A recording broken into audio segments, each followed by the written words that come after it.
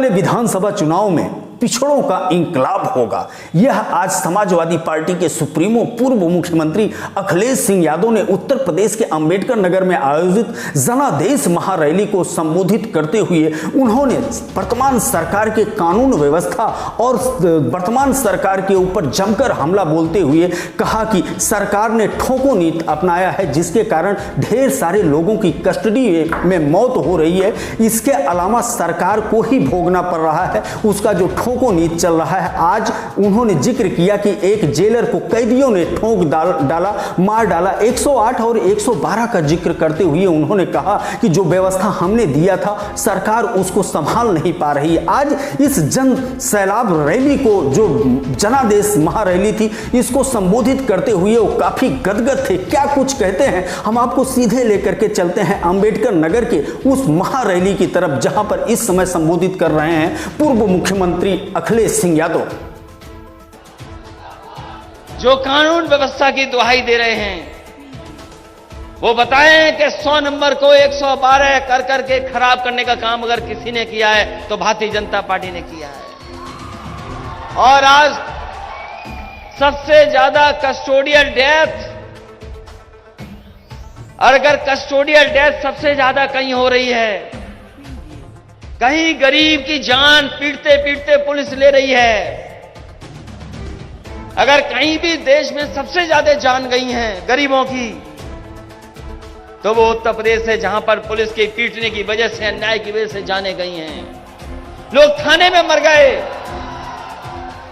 Court custodial death सबसे ज्यादा है। मानवाधिकार ने सबसे ज्यादा अगर किसी को नोटिस दिया है तो उत्तर प्रदेश की सरकार को दिया है। और जो ठोको नीति चलाते थे, जो ठोको ठोको कहते थे सुबह से लेकर शाम तक, बताओ उनके सांसद लोग कूटे जा रहे हैं कि नहीं कूटे जा रहे हैं? जो कहते थे ठोको, पता ही नहीं कौन किसको ठोक रहा है, जिसकी मर्जी है वो उसको ठोक रहा है। ये कानून व्यवस्था है? ये कानून व्यवस्था है क्या?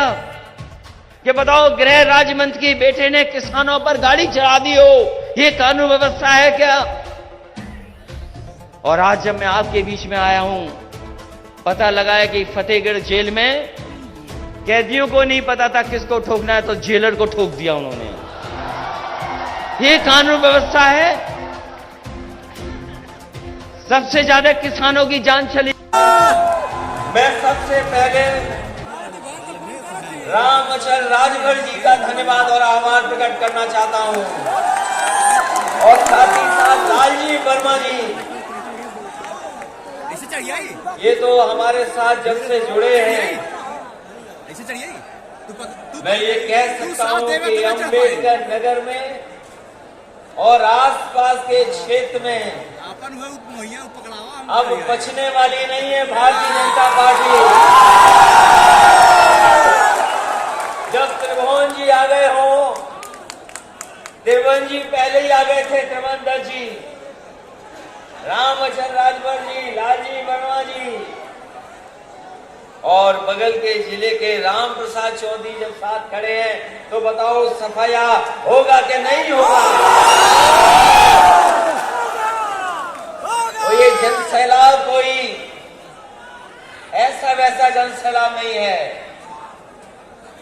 ये जो जन सैलाब दिखाई दे रहा है, ये इतिहास लिखने का काम करेगा। यह उमड़ा हुआ जनसैलाब इतिहास लिखने का काम करेगा, यह उन्होंने भीड़ को देखने के बाद कहा। इसके अलावा जो बहुजन समाज पार्टी को छोड़ करके समाजवादी पार्टी में शामिल हुए हैं, उनकी प्रशंसा करते हुए वो थक नहीं रहे थे। उन्होंने कहा कि रामचंद्र राजभर, लालजी वर्मा, त्रिभुवन दत्त, राम प्रसाद चौधरी अंबेडकर नगर ही नहीं पूर्वांचल में एक नई लकीर खींचेंगे। इसके अलावा उन्होंने सरकार पर जमकर हमला बोलते हुए कानून व्यवस्था पर गंभीर चिंता व्यक्त किया और भरोसा दिलाया कि बस आने वाली सरकार समाजवादी पार्टी की होगी और समाजवादी पार्टी शिक्षा व्यवस्था, स्वास्थ्य व्यवस्था, कानून व्यवस्था को सुदृढ़ करने के लिए पूरी तरह से कटिबद्ध है। एबीएन न्यूज प्लस के लिए मैं ज्ञानेंद्र पांडे, ज्ञानी, अंबेडकर नगर से।